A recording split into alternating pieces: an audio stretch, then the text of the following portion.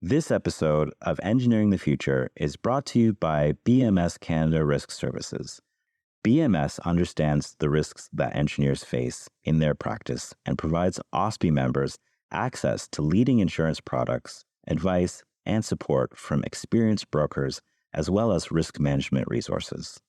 For more information on how BMS can help protect you and even your business, visit OSPI's website or ospi.bmsgroup.com.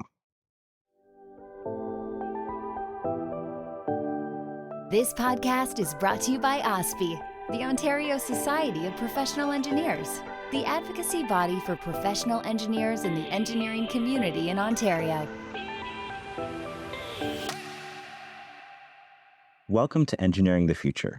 I am your host, Jerome James. Communities across Canada, including Ontario, are increasingly impacted by climate change, often with deadly consequences. From wildfires and flooding to heat waves and extreme weather, we urgently need to develop strategies to combat this crisis. From renewable energy to sustainable infrastructure, engineers play a vital role in shaping a greener future for Ontario. But we need partners, including government, if we're going to have any chance in reversing the damage before it's too late. Joining me to unpack this complex issue and the role government needs to play is Mike Schreiner, leader of the Green Party of Ontario. Mike, welcome to Engineering the Future. Hey, Jerome, it's a pleasure to join you on Engineering the Future. And I think you're absolutely right. Engineers play a vital role in addressing the climate crisis. And obviously, government's going to have to play an essential role as well. And having a partnership of us working together is the best way forward. So I'm looking forward to the conversation. Excellent. So let's just jump right into it. Can you share your perspective on the current state of the climate crisis and its impact in Ontario? What steps do you believe are necessary to address this urgent issue? Well, the climate crisis is here. I mean, we've certainly seen over the last decade or two an increasing frequency and severity of climate-fueled extreme weather events. But I don't think anyone anticipated the summer we've had here in Ontario and around the world. I mean, just in the last week, you've seen the devastating fires fueled by hurricane winds and drought conditions in Hawaii.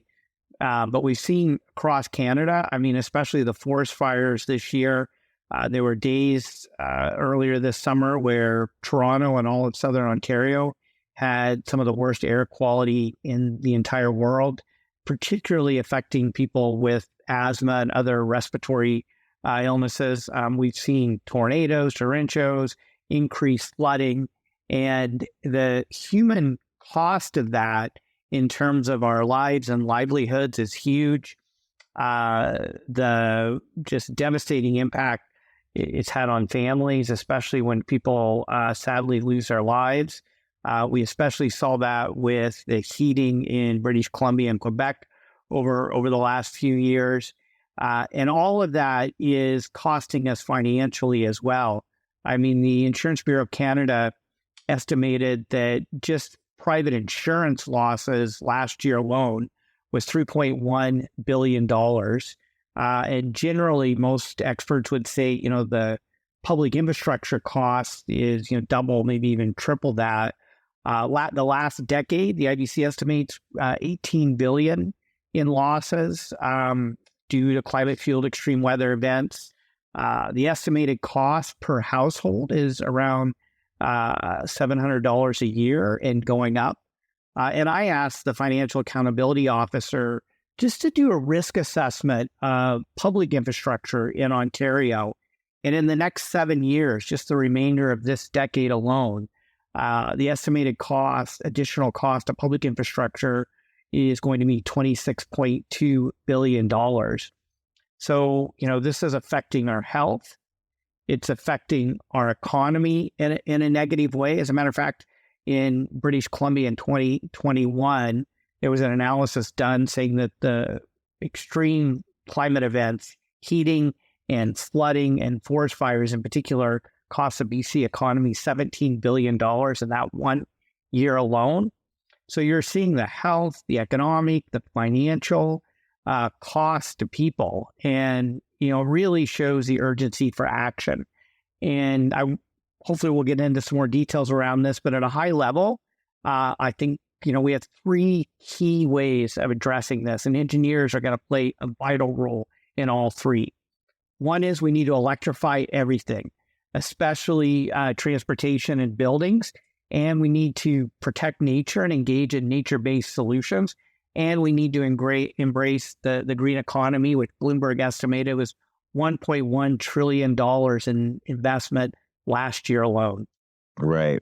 So the doubt in anthropogenic causes for climate change is getting smaller and smaller, which with each passing year, with more evidence coming to the table and clear reason of action that we need to start doing something about it, and government needs to start acting to make a difference.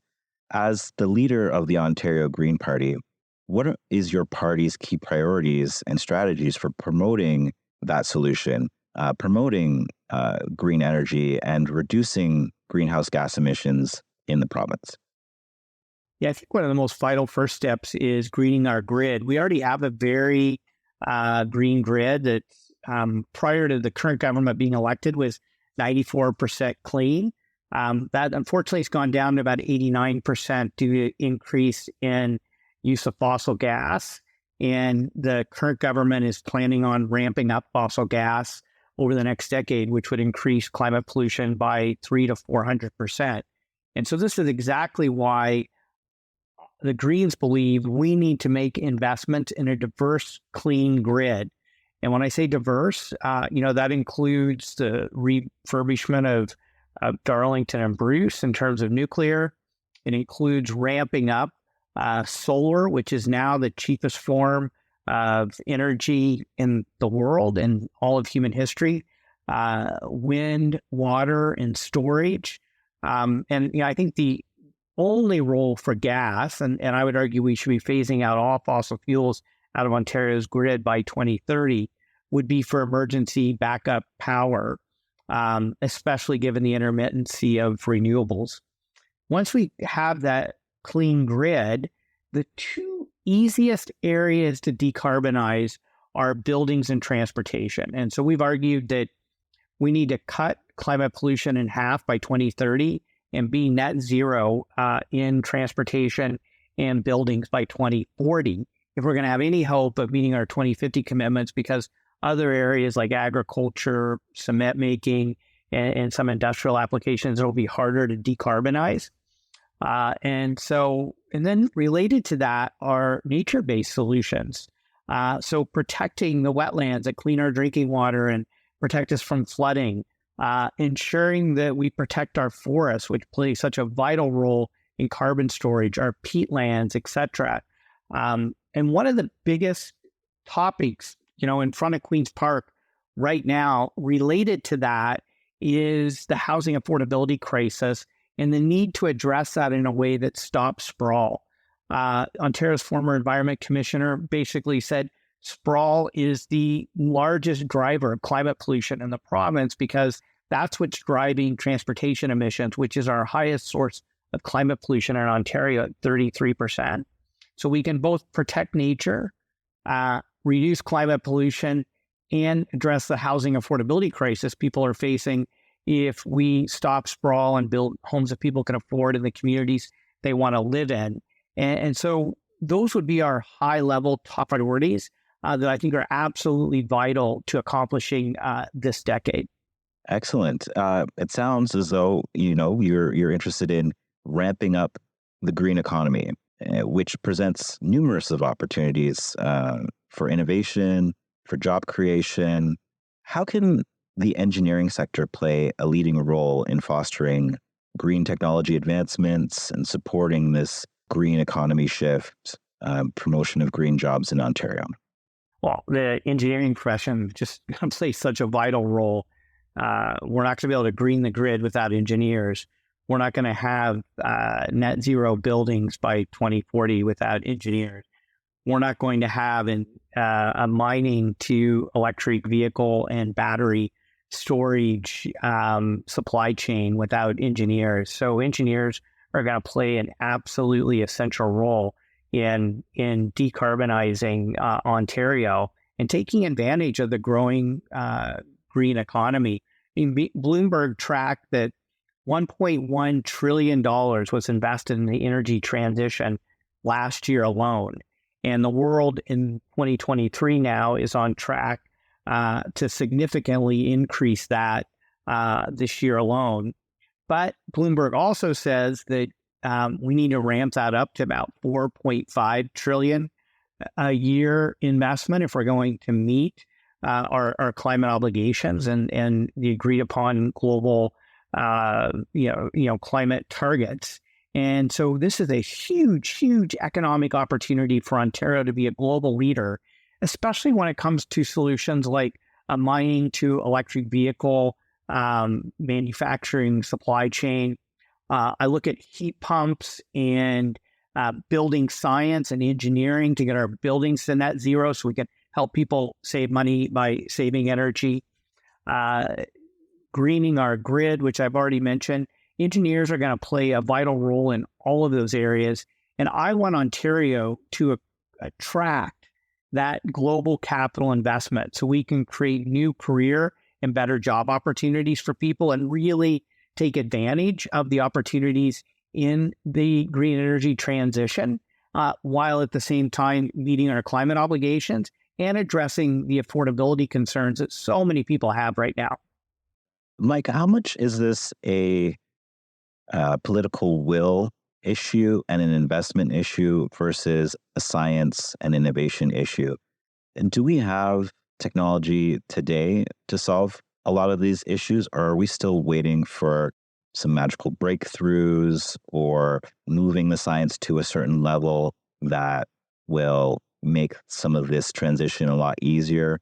What's the state of affairs as you see it today from that innovation or investment perspective? And can you point to jurisdictions that are doing it better than us right now?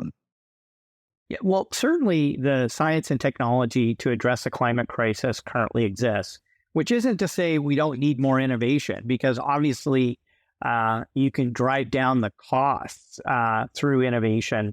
And I'll just give you one quick one, is electric vehicles playing a vital role in greening our grid, because one of the biggest challenges we face with intermittent wind and solar, for example, is storage. Well, why not use our electric vehicles? If we have, hopefully, millions of people, everyone in Ontario driving electric vehicles. They could charge those overnight when we have excess capacity on our grid due to a very low cost. And then during the day, when you got manufacturing facilities running and, we're hitting peak energy demand, particularly through the use of air conditioning in the summer, why not have those cars put power back onto the grid through bidirectional charging? So that would be a much more financially sustainable, responsible, lower cost way of greening our grid and electrifying our transportation system. So while the technical solutions exist, there are those kinds of innovations that can drive down costs and create better benefits for people. So I really see the big challenge as one of political will. Do we have the political will to drive down climate pollution fast enough?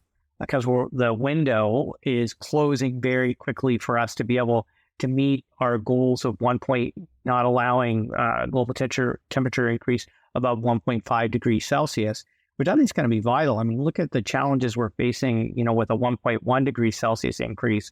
I can't imagine what it's going to be like at 1.5, or right now the world's on target for around a 3 degrees increase. And so it's going to be the political will and driving global capital investment. And I think those jurisdictions that have the political will are going to attract more of that investment. And we do see other jurisdictions, particularly China, believe it or not, with all the criticism China deserves around increasing coal plants. They're rolling out renewables and electric vehicles faster than we are in Canada. The EU is far ahead of us. I mean, just last year alone in the EU, 40% increase in heat pumps and electrified heating of buildings versus fossil gas. And the U.S., with the Inflation Reduction Act, is now getting ahead of Canada as well. And so, we've started to respond to be competitive, especially in the electric vehicle manufacturing sector. But there are so many other sectors, wind, solar, storage, heat pumps, et cetera, that we need to invest in to be competitive economically, to be able to attract that capital investment, to create new and better career and job opportunities for people. And engineers are, quite frankly, going to be at the forefront of deploying those investments and delivering on those solutions. I was very impressed by the uptick in the adoption of heat pumps and the proliferation in such a short time with that technology, and how what the impact can be. So definitely, I hear the innovation piece that you speak of from a technological perspective. I want to shift focus a little bit more to the social aspect of the problem, and how climate change affects vulnerable communities disproportionately. How can we ensure that climate policies and clean energy solutions prioritize equity and address environmental justice concerns? Because this is a very hot topic amongst individuals that are pushing climate justice in society. We hope you're enjoying this episode so far. At OSPI, we're here for you, making sure government, media, and the public are listening to the voice of engineers. You can learn more at ospi.on.ca. Yeah, Jerome, this is a fantastic question, because we know that vulnerable communities are going to be the first and worst hit when it comes to the climate crisis. And we saw that play out, sadly, during the COVID emergency. And so we need to make sure that we design policies in a way that address environmental racism and social justice. And one of the ways in which the Ontario Greens have proposed doing that is that ensuring that the investments and incentives to move us to a green economy, that at least 25% of those overall benefits be targeted to supporting disadvantaged and vulnerable communities. And that could be defined in a number of ways. So it could be Black, Indigenous, people of color communities. It can be rural and remote communities. But just looking at where we need to target those investments. We've also identified the fact that we're going to need to make additional investments to support low-income households transitioning, especially to having more energy-efficient buildings and homes that they're living in, electrifying home heating, and electrifying transportation.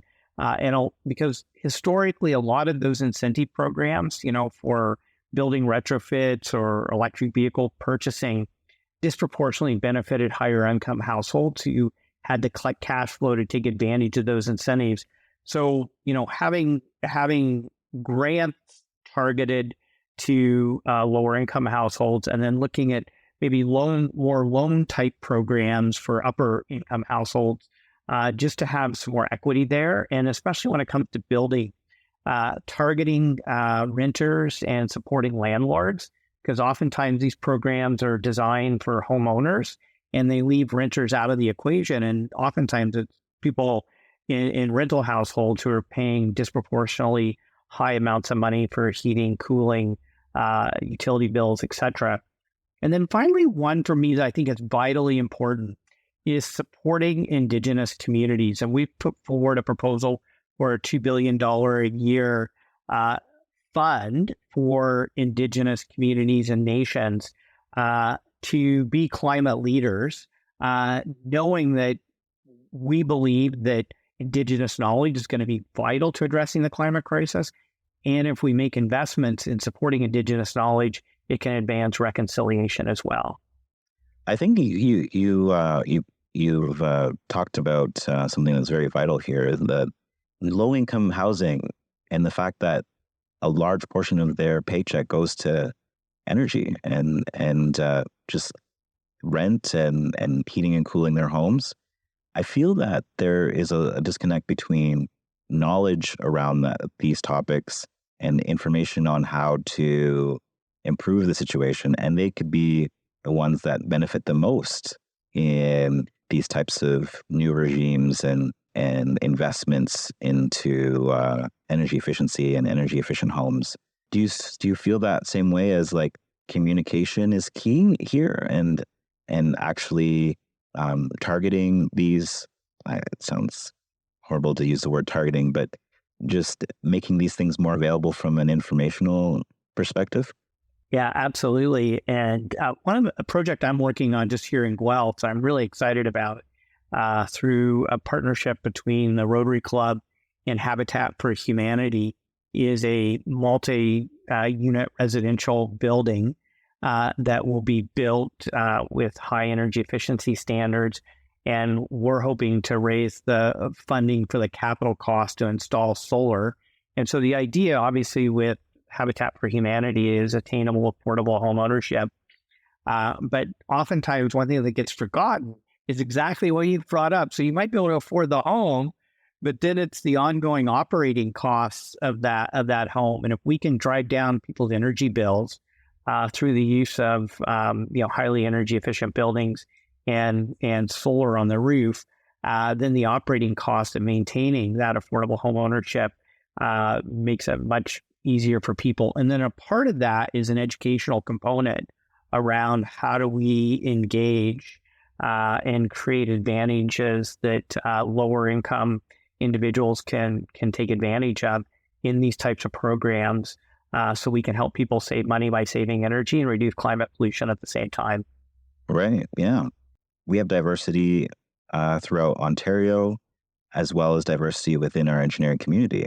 How do you plan to support and amplify underrepresented voices within the engineering profession to ensure that diverse perspectives are integrated into climate policy and clean energy initiatives? Is there a way to do that? Yeah, absolutely. And I think, OSPI, just the fact that in your advocacy days at Queen's Park have really started to emphasize the importance of diversity within the engineering profession. I think it's highly important, and I will do what I can as a member of provincial parliament and as the leader of a political party to support those efforts. I think one of the key components is to make sure that education is accessible and affordable for people of all backgrounds, so they can actually access the educational credentials that are so vital to being an engineer. And related to that, one of the proposals we put forward, because we see that every sector of society is facing labor shortages, and you're going to be looking especially in green technologies. We're experiencing significant labor shortages, and so we put forward a proposal to offer 60,000 young people with free tuition to go to college to learn a trade within the green economy. And then I think a significant number of those folks, particularly those, who have high marks, are well positioned to go on and getting an engineering degree to advance their skills and career opportunities. And it's providing those kinds of like financial incentives and supports to help people get there, combined with the work that you're doing around ensuring that the engineering profession itself is welcoming to more diverse voices, perspectives, parts of our society.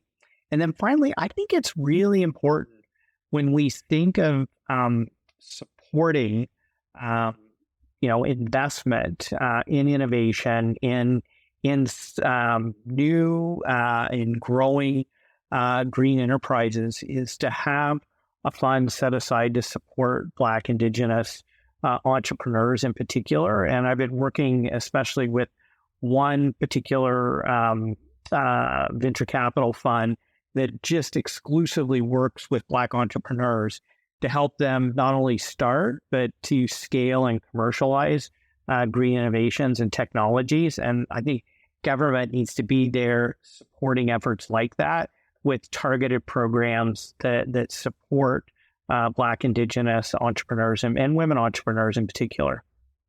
That sounds like a great initiative to be able to get that education basis to people that need it.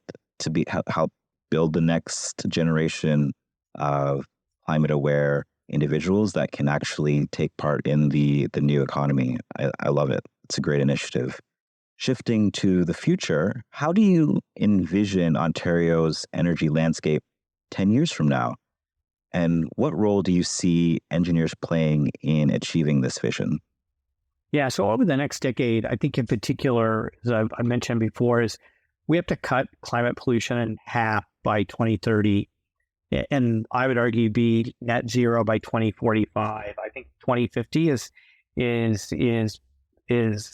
pushing it out too far.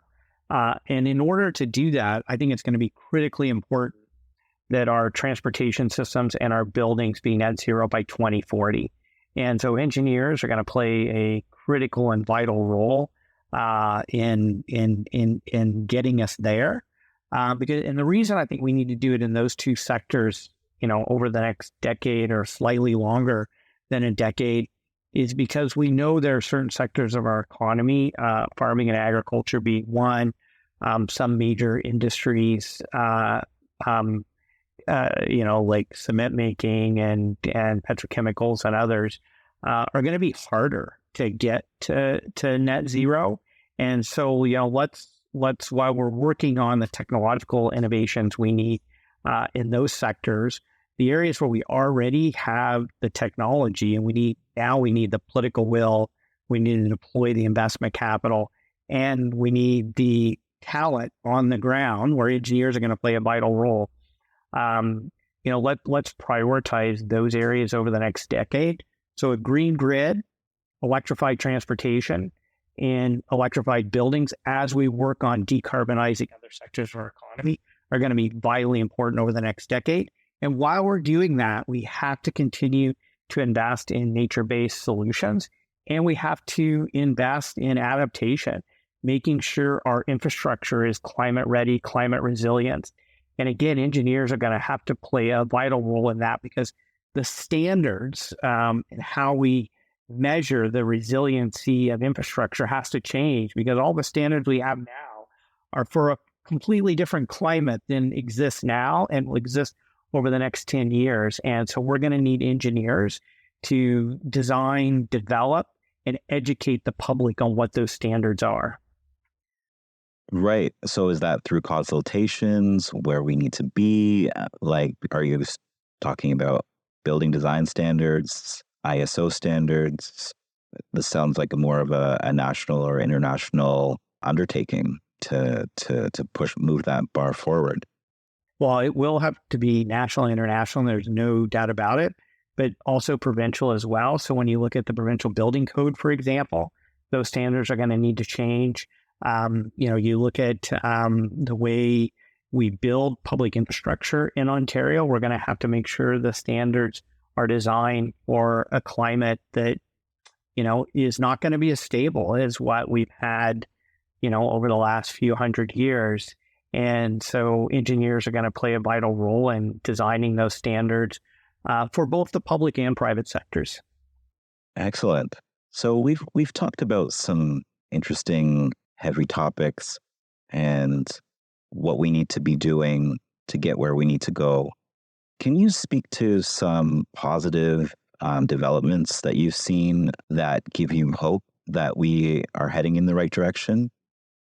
Yeah, John, I'm actually really glad you've asked that, because given all the just climate-fueled extreme weather events we've experienced, especially this summer, it's easy to kind of be down and depressed a little bit and not have as much hope. But I have a tremendous amount of hope because, just one example, in the last decade, the cost of generating electricity from wind and solar has dropped, 85, 95%. And now solar energy is the lowest cost, according to the International Energy Association, the lowest cost source of energy in human history. So the technological advances, the advancements in... That's actually an amazing statement, by the way. Yes, absolutely. I know. We're talking the IEA, who historically has been very pro-oil and gas. and not necessarily, pro-renewable is now saying, hey, renewables are the cheapest source of electricity. So the advances have been just phenomenal. Your biggest cost is the installation, right? That's right. Exactly. Yeah. I was just meeting with some solar installers last night talking about this. They're like, how do we get the installation costs to go down now that the actual generation costs have come down so much? The advances in electric vehicle batteries and just electric vehicle technology, and the fact that we have major automobile manufacturers making substantial investments in electrifying transportation, and not just personal transportation, but also public transit, buses, trains, etc. It's just and just the opportunity, economic opportunities, especially for a jurisdiction like Ontario around that, is huge. The advances in building science. I mean, I look at passive house technology now, where buildings are so efficient that they barely need heating and cooling systems. I mean, I look at the advances in air source heat pumps. I'm one of my constituents here in Guelph who started one of the first air source heat pump companies in Ontario about a decade ago, and he's just saying, when we first started, it was like, can you use air source heat pumps in a cool climate like Ontario's? And now it's like, up to minus 40 degrees Celsius, they're still working and heating homes.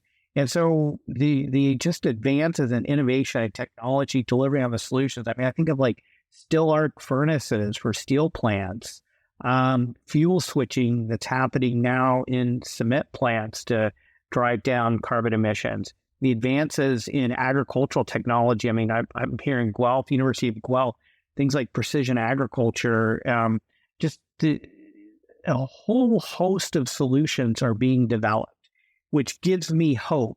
And now we need the public to engage and ensure that we have the political will and we drive the investment capital to make the changes we need, which is, going to improve human health and reduce pollution, address climate, and create new career and better job opportunities for people. So we can do this and do it in ways that actually make life more affordable for people. I mean, it costs me 1/10 to drive my electric vehicle compared to back in the days when I drove an internal combustion engine vehicle. Yeah, I've seen my heating and cooling bills go down by, retrofitting my home and making it more energy efficient. So we can do it in a way that also saves people money. Wow, that sounds very promising and very hopeful for the future. And those ideas and technologies will just continue to improve and with innovation. And it looks like with the political will behind us, Ontario will be well on its way to combat this crisis. One final message or call to action. Do you have something you'd like to convey to the engineering community of Ontario regarding this crucial role we will play in mitigating the climate crisis and fostering a sustainable future? Yeah, Jerome, I absolutely do. And if I could make it political for a second, I think we need more engineers involved in politics.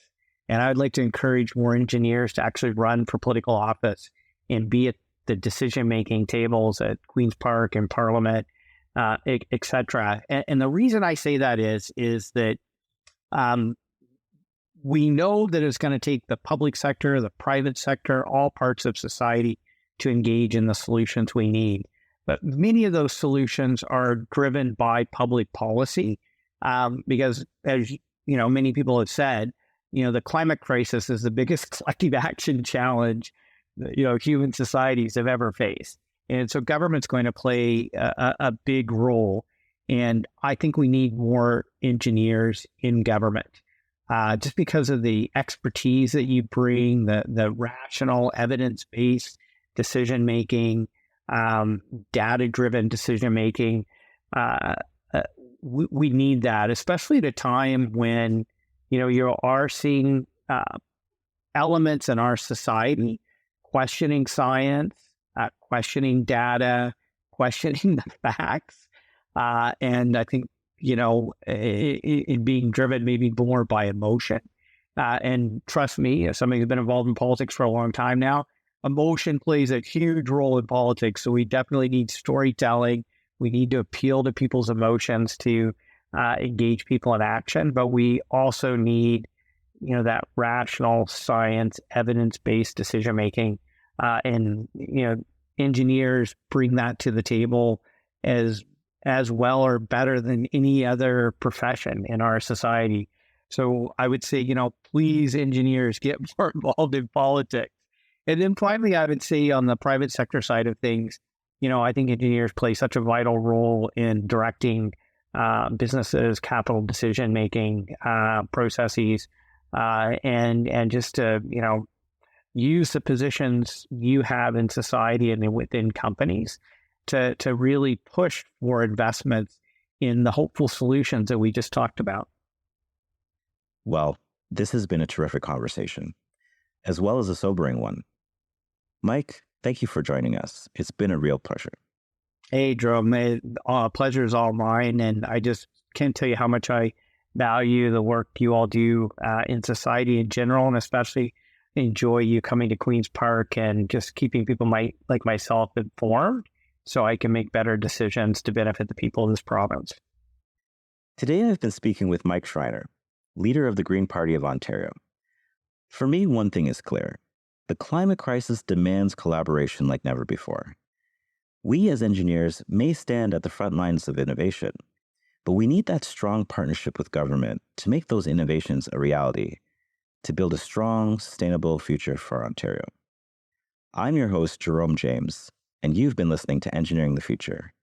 Don't forget to subscribe and leave a comment. We love hearing from you, and we'll see you next time. From all of us at OSPI, the Ontario Society of Professional Engineers, thanks for listening. Please be sure to subscribe so you don't miss an episode.